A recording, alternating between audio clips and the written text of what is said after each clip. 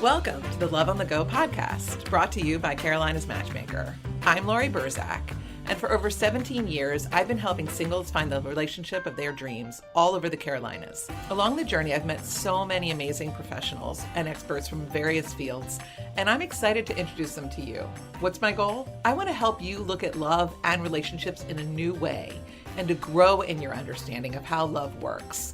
Let's learn together how people have overcome personal obstacles and have found love, first and foremost with themselves. The ultimate goal is realizing that you are worthy and deserving of love. Let's get started. All right, today we have Sydney Duarte on with us. Hello, Sydney. Hello, thank you for having me. You're welcome. Okay, this is the most interesting bio I think I've gotten yet. So Sydney is a change agent, an adventure enthusiast, a motivational speaker, a retreat leader, a muralist, an immersive art installation artist, graphic designer, owner at Duarte Designs, and creator of all things magic. Welcome. And Sydney and I met through the years ago at Creative Mornings through our buddy Zach. And we have just kind of found each other again through Meredith Dean at the Dean's List, because I went to an event there, but we saw each other at the People's Market ahead of that at Corey's opening. So, and I've kind of been following you on Instagram. You've got a very big, full life here in Charlotte. It's it's a fun, adventurous life. But yeah, definitely many multifaceted. Yes, exactly. Well, tell us about your art. I know you're doing some big projects right now. Tell us about your art and what you're doing with your life and how you're spending your time and energy. In the art realm, just transforming spaces. I like to call them forgotten spaces and giving them new life and color, and focusing on neighborhoods that may not have the money or may have never expected to receive color in their areas. Because my partner and my mom is my partner, and my partner is also my paint partner. So we've kind of combined into this trio of we each have our own different skill sets and styles and backgrounds, but we flow really well together as a trio. And clients reach out to us and they have a specific vision and we help them bring those to life. But then our passion projects, so the money that we make from the large corporate projects, we pay out of our own pocket to bring these forgotten spaces to life. And one of the projects I'm working on right now is in the heart of Uptown. It's a block-long alleyway that we have 29 artists, all different styles, all different backgrounds, and they are coming into the space over the next 2 weeks and just transforming it, every single inch of it, and expressing their style. Come on April 15th and you'll get to see all of the fun finished products of this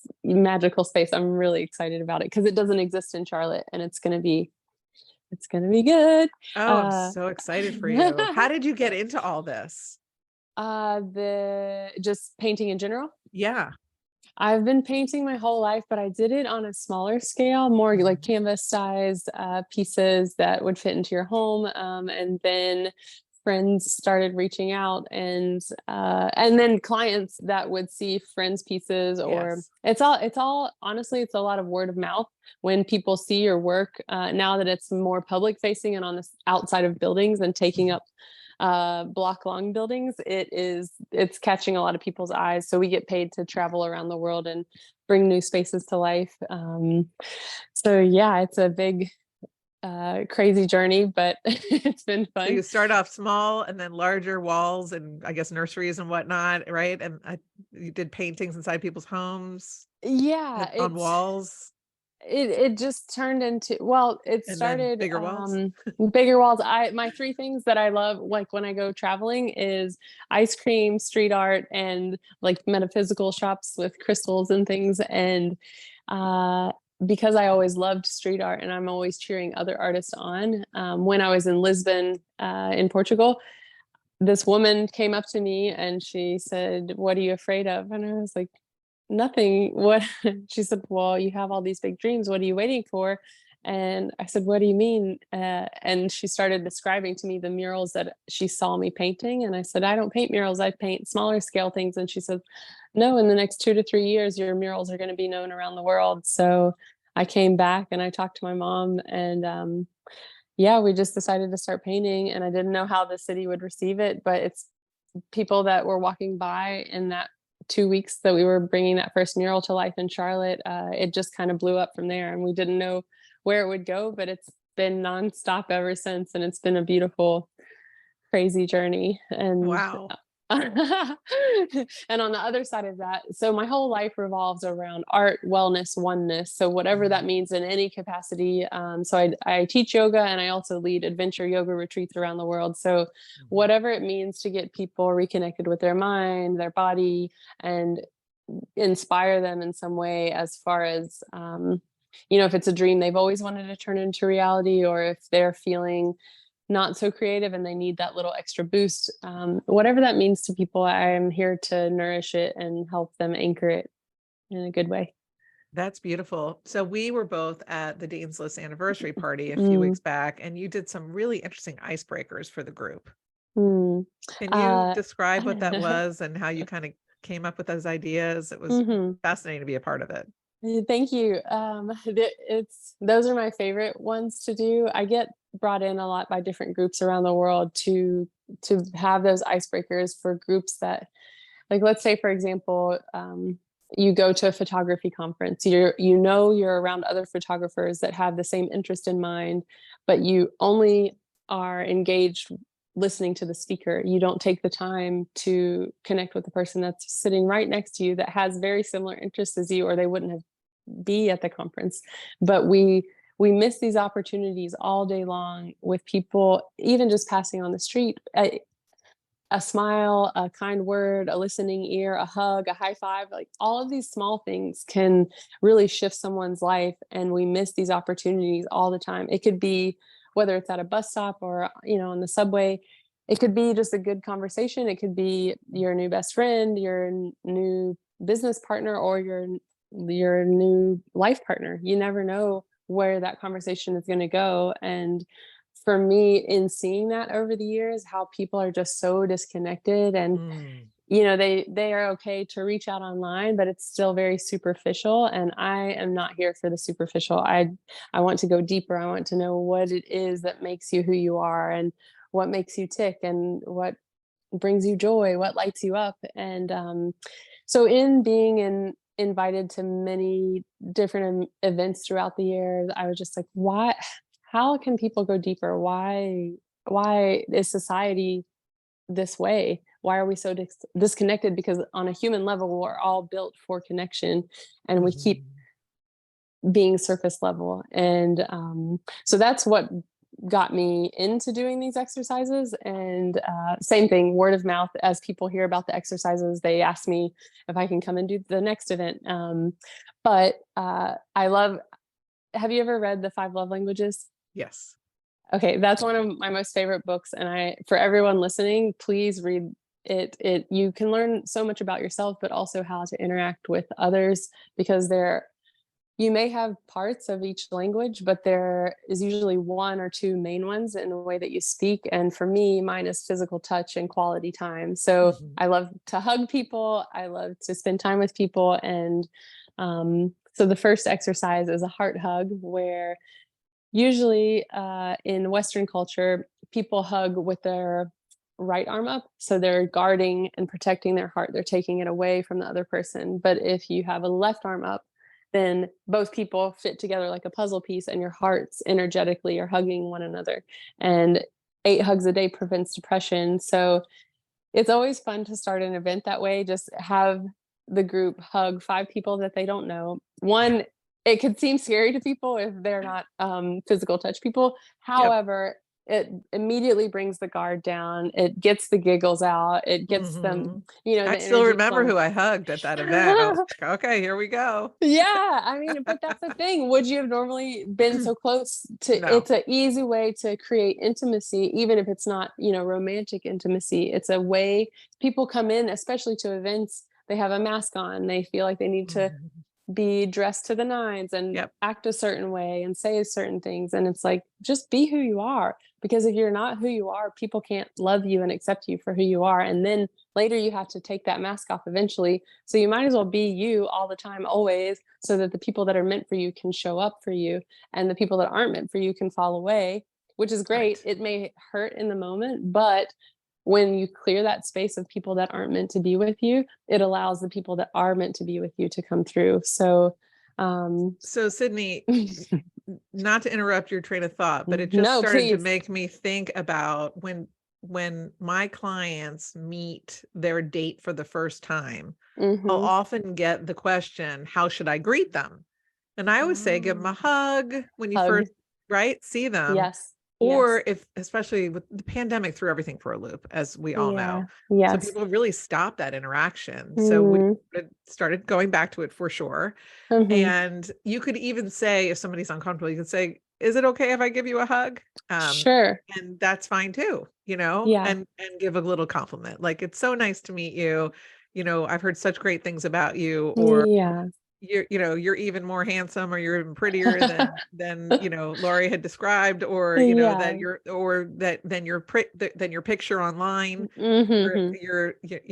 Give a compliment when you first meet somebody, and Mhm. a good hug is, A great hug. it can be a light hug. It doesn't have to be a big thing, because you No. don't want to overwhelm somebody, Um, like you would give yes. a big hug, but like the average person will just give a little hug, a little tap on the back, and that's But okay. a little hug is okay, because Yeah. 95% of the time, the person you're meeting with, whether it's a romantic meeting or Hmm. a business meeting, they're just as anxious or nervous as you are. Yeah. So it's good to, once the more vulnerable you are, the easier it is for the other person to be vulnerable and to open up and to Yeah. connect on a deeper level. So I Exactly. love all the tips that you just shared. I think that that's beautiful and Yeah.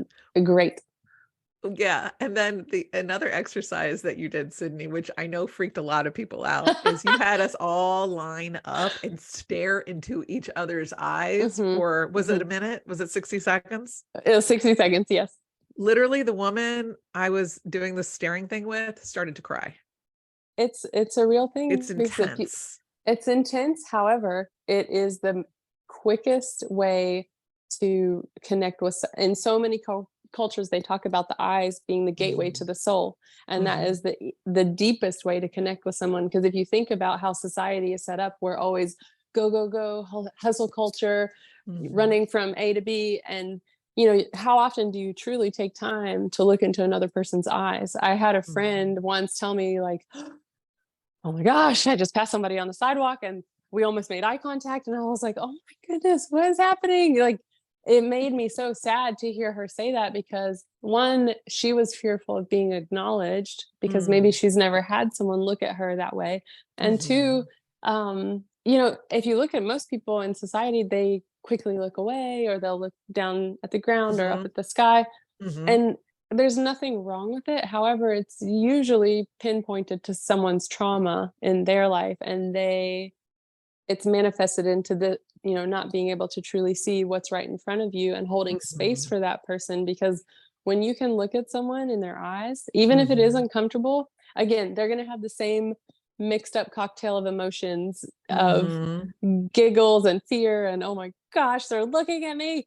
Right. However, we all want to be seen. We all want to have that space held for us to be heard and seen and just honored as who we are. Come as you are and just be accepted as you are. So it may seem scary, but on with family, with friends, and especially with a romantic partner, it Hmm. is the easiest way to quickly, whatever's going on, if you're fighting, if you're just not communicating clearly, or if you just feel disconnected, Yep. you just sit very close to each other, Hmm. not touching, but you're looking into the other person's eyes, Hmm. and no talking, no face. It's usually people will like fake silly faces and distract, and it's like a shield to Yep. protect yourself. But Hmm. again, with the vulnerability, if you can let the guard down and just look into their eyes, you're going to see so much in that person, even if you just first met them. Don't do this on your first date, though. Don't do it on the first date with someone. It's a little intense. Well, it's Maybe like interesting. Yeah, later on, do it. later on, yes. I once took an acting class and we were required to do that for 45 minutes. Can you imagine? It was Wow. intense, but it was fascinating. It was Yeah, because fascinating.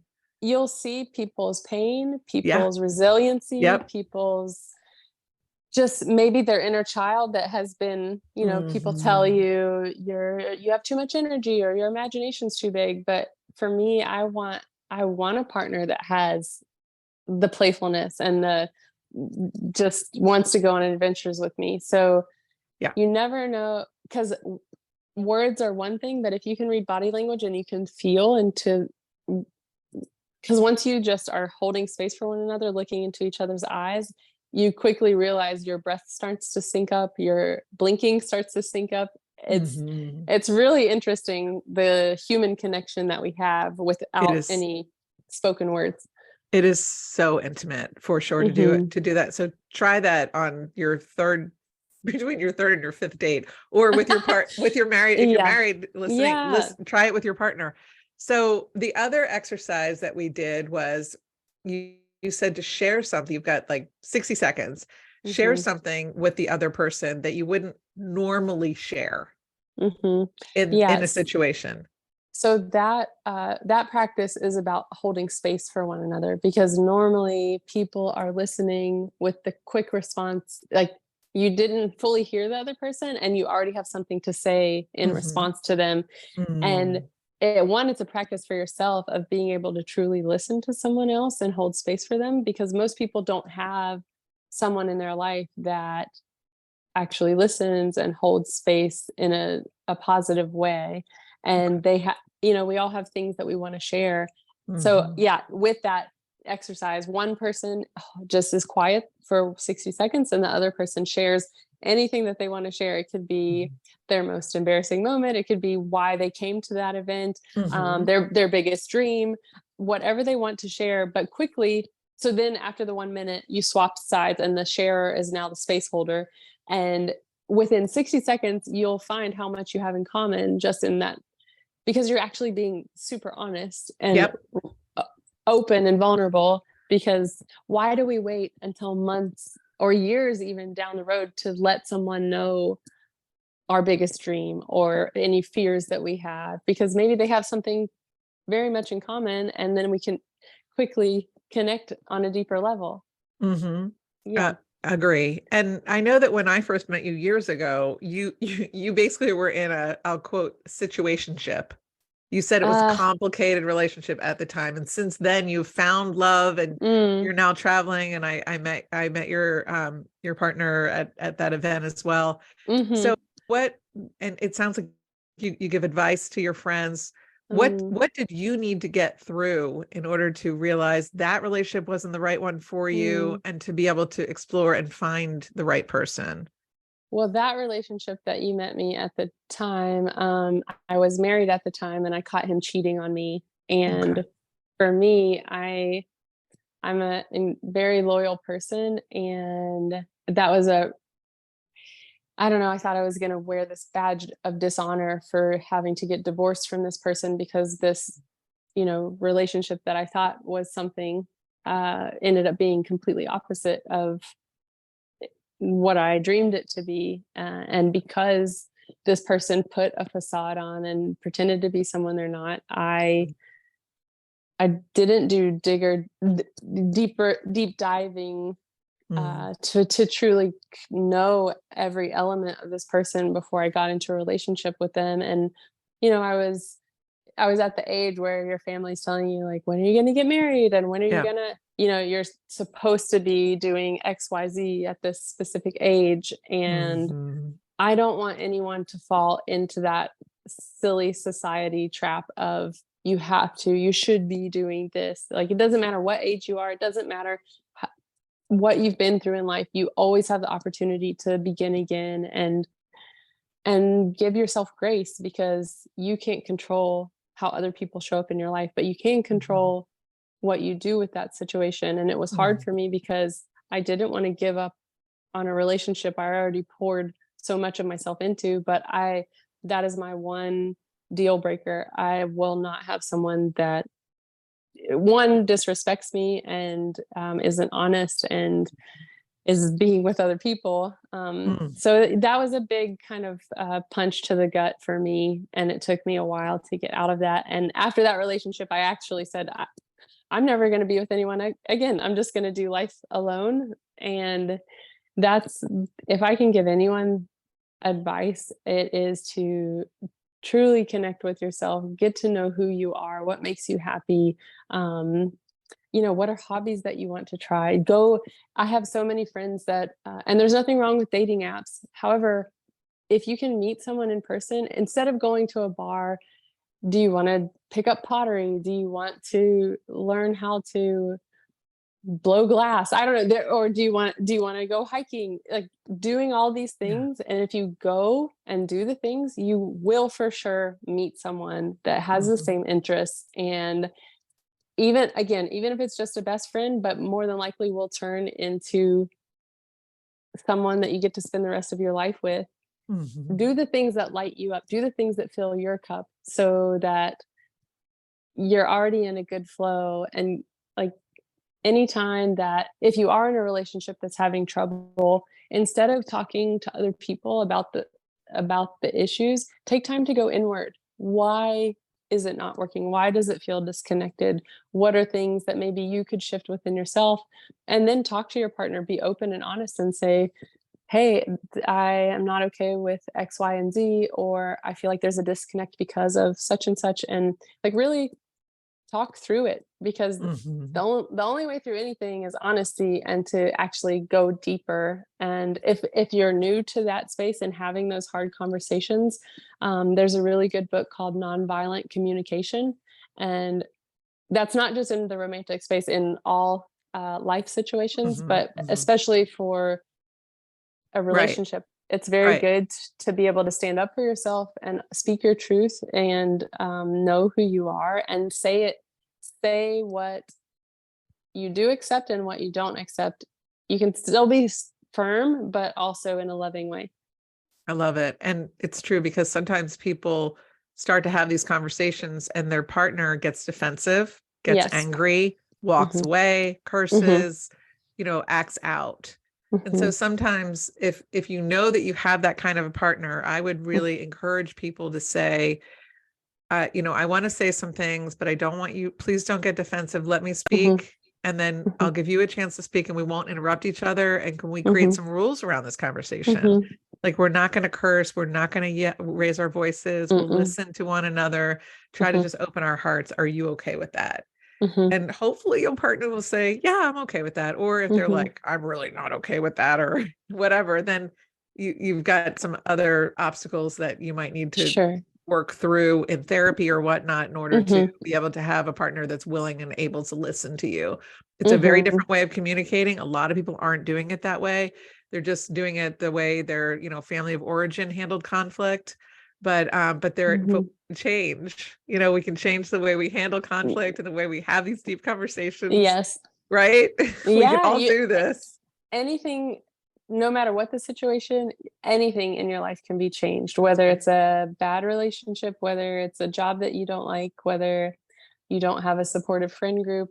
You can, break up with that partner that's not good for you. You can get a new Hmm. job, you can get new friends. And Hmm. that's easier said than done. It feels heavy in the beginning, but it's so worth it later to choose yourself first always, so that other people can know how to respect you and how to treat you.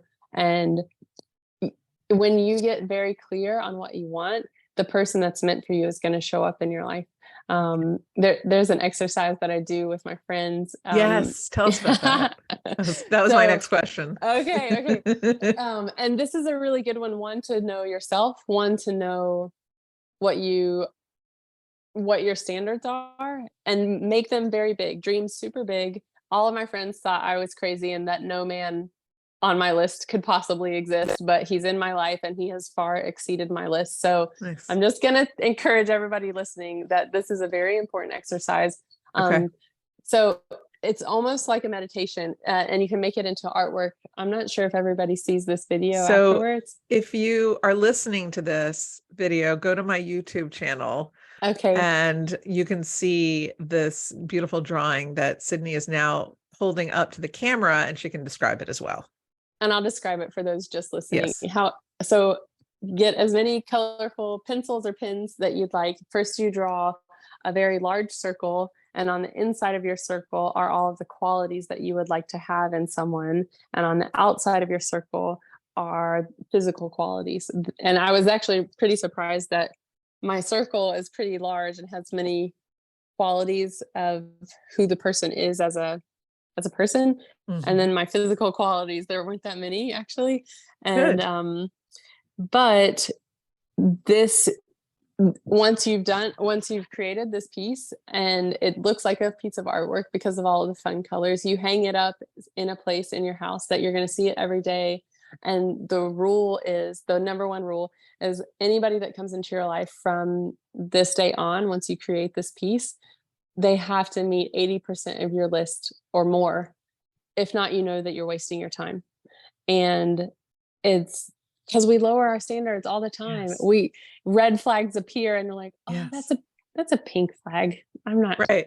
That's not really, because you want to make it work, but your gut, your intuition knows when something's not right, when someone's not right for you. And they may be fun to hang out with it in the moment, but then you're left feeling icky afterwards. And it's like, why do we do that to ourselves? Yeah.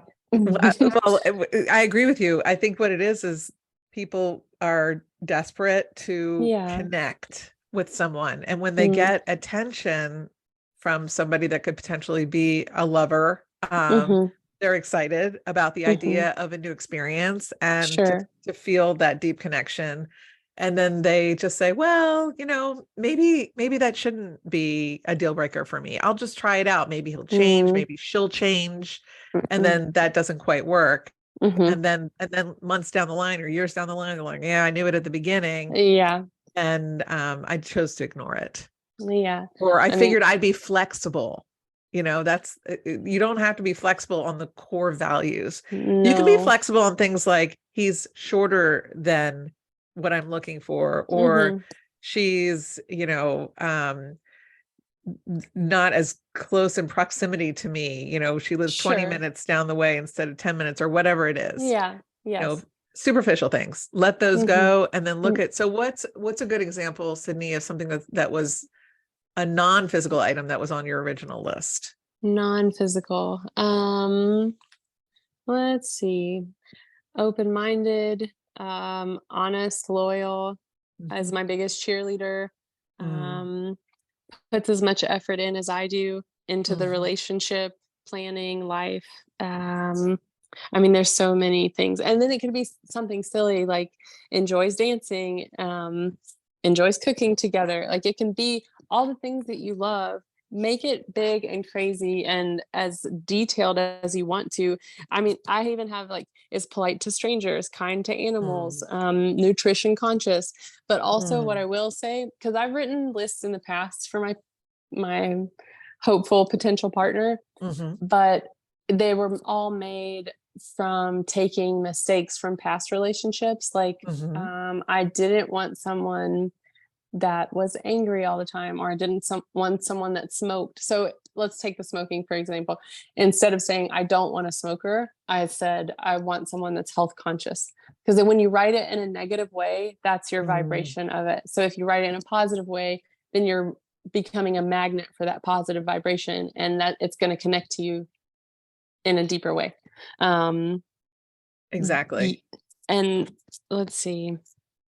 I'm trying to think. There's so many good ones. I'm happy to send you a picture of this if you want, but it says someone that is aware of boundaries and appropriate communication with their self, with me, with others. And that was my flip side of, instead of having someone that was angry and abusive, I want someone that's conscious and knows appropriate communication, meaning if they're getting angry, they could walk away for a moment to calm down and then come back to the conversation, or write me a letter about what they're feeling. There's so many options other than yelling and throwing things. And I've had abusive partners in the past, and until you stand up and say, I am no longer willing to accept these things in my life, even if that I also grew up in an abusive household. So for me, I think I was ingrained with thinking this is normal and this is what I deserve.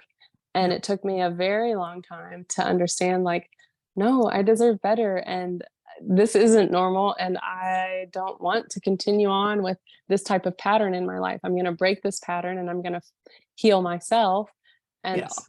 then be open and ready to receive what I deserve.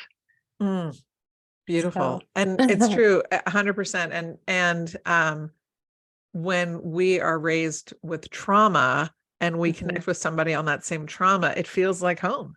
mhm, It feels like the right connection. mhm. People often connect with through pain.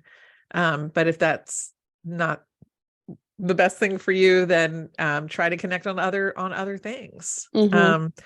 So what was the other thing that we were talking about right before we got on the call, that you have like 5? Oh, yeah, I just kind of made a little list of tidbits that help. So my partner that I'm with now, that I've been Mhm. with for over 2 years, like I dreamed of a relationship like this, but I think because so many people told me it wasn't real and it wasn't possible, that I Mm, wasn't sure if it actually would ever appear in my life. And mm, to have somebody that's on my same wavelength and that can I don't know, keep up with me and is mhm, also cheering me on and believing in my dreams and not mhm, trying to dim my light in any way. Even though we are so similar, we still give each other space to have our alone time and to, you each need time with your friends. You each need time to do the hobbies that you love. You mhm, are your own individual person. And I think a lot of people get so intertwined in a relationship, which is beautiful. It's great to spend so much time together. However, you have to be whole yourself. People talk about finding someone what is that saying about, like, finding your better half or finding your they can be yeah. your better half, but it's not someone to fill in the gaps. You have Mhm, to heal yourself and be whole on your own so that you can meet somebody that's going to be the best version for you, and mhm, they're ready for you. They're ready to receive you in that best way too, because when you're working on yourself, you're going to find somebody that's been working on themselves too. And again, you become the magnet for the people that are meant for you. So, mm, um, but I guess I can give you some of those top tidbits that I was yeah. just thinking about, like, how does our relationship flow best? And it did start out as a long distance relationship. He was living in Australia and Wow. I was living in Charlotte, North Carolina, and we met over the pandemic and we weren't able to be together in person for the first year of our relationship, which was How did you meet him? he's also an artist. He's a muralist, and Oh, one of his pieces was being featured online. It's a group that features artists from around the world, and I huh. saw his work, and I was like, "Oh my goodness, who created this?" So I messaged Wow. him, and then we just started. And it's funny because he's not a technology person either. His best friend had set up his Instagram account for him, and so it's just been a really funny journey. So just to tell anybody that thinks a long distance relationship can't work, I promise you it can if you put the effort into it. And again, anything's possible. Don't let anything stop you. If you want something to work, it definitely can. But number one for me is no secrets, because even if it's something small, then your partner will never trust you again, or you will never trust your partner if there are always secrets. And when you hold feelings and unspoken truths inside, it just manifests into something worse, and can also manifest into, like, physical ailments. When we hold all of these stresses, all of these things in our bodies, the body keeps the Mhm. score and That's right. will show up as so many things, as cancer, as tumors, as like breaking your teeth. It could be literally anything, but Mhm, always speak your truth and do it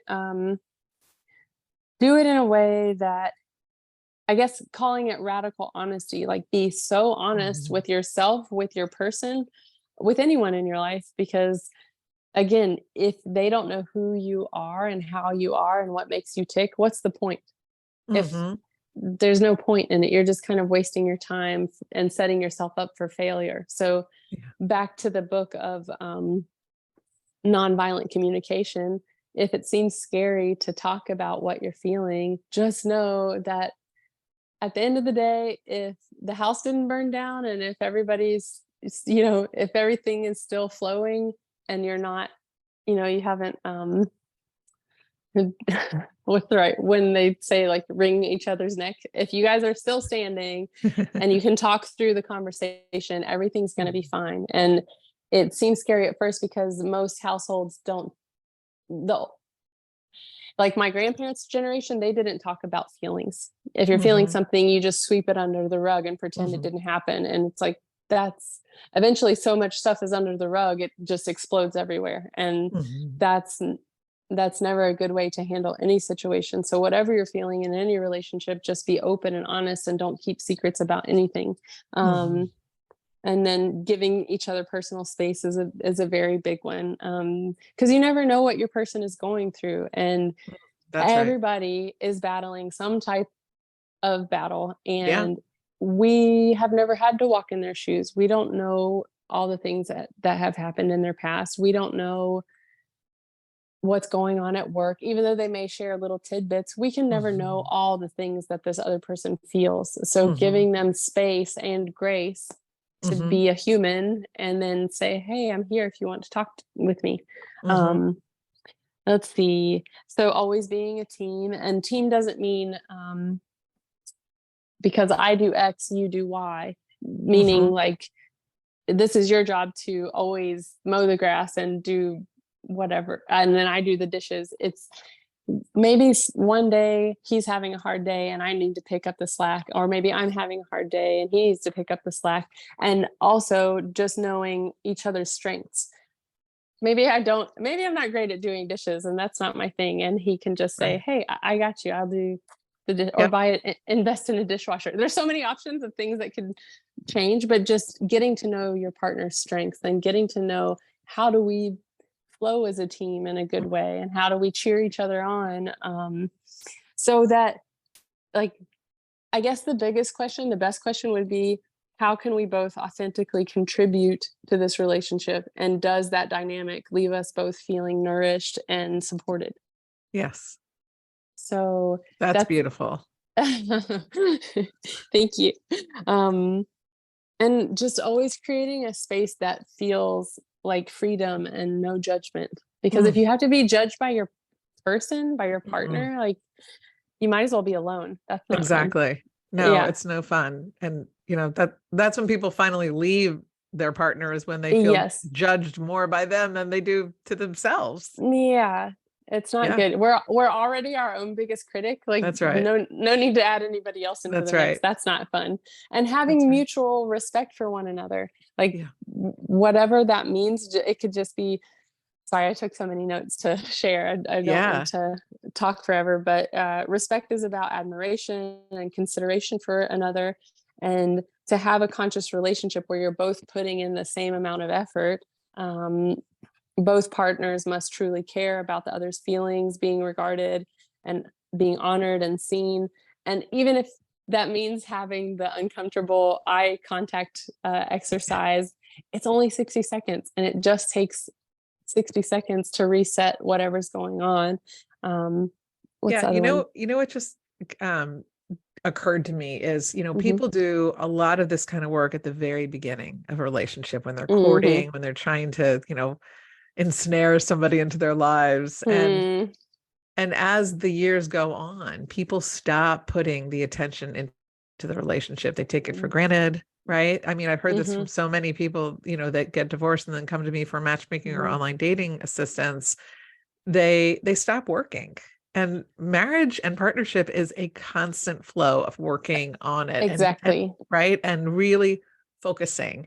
Yes. And you can't ever take your eye off the ball. And it sometimes is very common for people to start treating their partners like a sibling or like a roommate. A roommate, yes. Right. Exactly. Where they kind of like are snappy and they're like, they'll always be there for me. They don't put the time in. They don't, dress up for them on a date anymore. They don't put time forward to have intimate relations. People just kind of ignore and take it for granted. And then they come to me and they say things like, yeah, it just started turning into a roommate situation. We just grew apart. But the reason is because they stopped trying. It's 100%. You have to have the willingness to put in the effort because this is your person. If you want this to be your person, you can make it last a lifetime, or it could go down the drain. It's all dependent on how much effort you put in. And like for us, we go on regular dates, even if it's not something fancy. It could just be riding a scooter around town to get an ice cream cone. Like it doesn't have to be anything super fancy, but treat like you're make time to play, make time to go try something new together. Is there a hobby that you both want to do together? Is there a movie you want to see? It can be so simple. Is there a book you want to read together? And people think it has to be this big, extravagant. It could be a show, a TV show you watch together every night, a series. Just to say, bake something together. It could be intentional. Take an online cooking class with your partner. All of it. There's so much to do, whether you're newly dating or in a long-term relationship. And what you said about this person will always be there for me. Life is short, guys. There's like, I've lost so many people in my life to all kinds of things. We don't have to go down that road, but I have lost so many people in my life, and it is always a big slap in the face of we're not here for long. So you could get in an argument with your person.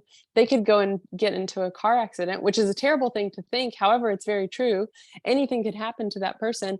I want every day, no matter what we're feeling, I'm always going to tell him that I love him, and he's going to do the same for me. Even if we don't almost ever argue. It's happened like twice, but in the times that we do, we talk through it and like, why are you so angry? What is going on? What's the root cause of this? Where is this anger stemming from? And how do we not do this again? Because it's so silly. Anger is such a silly emotion. Like there's no point to hold grudges. There's a very good quote that says, holding a grudge is like drinking poison and expecting the other person to die. You know, we can be resentful to our partner, but like, if you have to hold that much resentment, you need to get rid of your partner, because it's not, you need to be happy. Life is short. You need to enjoy the time that you have here and be with someone that makes you excited to be living life in a good way. So well said. Well said, Sydney. And with that, we're going to close. Okay, perfect. Okay. So I know we need a part 2 is what I'm hearing. Sydney, do you have a favorite charity? I wouldn't call it a charity, but it's an organization that I work with in Brazil. It's a shaman that has built a healing center that is reforesting the land that has been stolen from the indigenous tribes in the area. And by replanting all of because most people think like, what does the Amazon jungle have to do with me? But if the Amazon goes down, once all the trees are cut down, which it's moving in that direction, it affects everyone in the rest of the world. The Amazon has a huge impact on the rest of the world. And what this man is doing by his hand alone already to date, he's planted 3 million trees. And he just says, if each of us plant one tree, it will completely reshift how the world is going.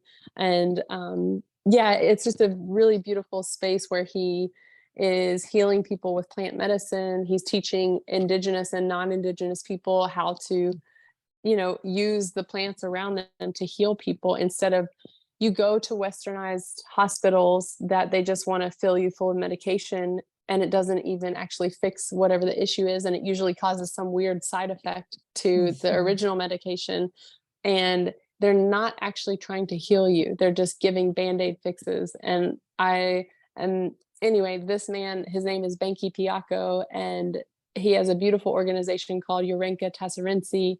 And my partner and I are, the reason we paint large murals is to raise money to keep funding what he does. And anybody that is looking for, even if it's $5, whatever can be donated to the work that he's doing. He's I've never met a leader that is truly making impact and change, positive change in the world. And he is doing it. So if anybody Wonderful. wants to know more about that, We'll put him reach in out to me. Yeah, we'll put it in the show notes as well. Okay, perfect. Okay, great. And then where can people find you?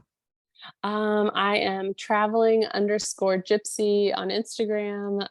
My website is thetravelinggypsy.org. Those are my two main ones. I'm on TikTok, but Instagram is the best way to get a hold of me. I love to connect with people, and yeah, if you need help with anything, if I can give advice, or also for health and wellness, if anybody's around April 1st through the 11th, we're having a free yoga series. So just come as you are, take what you need, no judgment zone. But it's a series where there are all different styles for you to choose from to connect with your mind and body. But also for anybody looking for a partner and is interested in health and wellness and like bettering yourself, this is a great place to meet a new partner. There you go. There you go. There you go. We'll put that in the show notes as well, the details for that. Sydney, It has been a pleasure having you on Love on the Go. So wonderful talking to you. So excited for everything ahead for you. Thank you. Lovely you journey too. to watch. Yay. Thanks for listening to Love on the Go. I hope you join us on our next episode. You can make sure to know when it is by following us wherever you listen to podcasts. Also, if you enjoyed it, it'd be great if you left us a review. I'd appreciate it. In the meantime, to learn more about me and how my team can help you, visit carolinasmatchmaker.com. Until next time.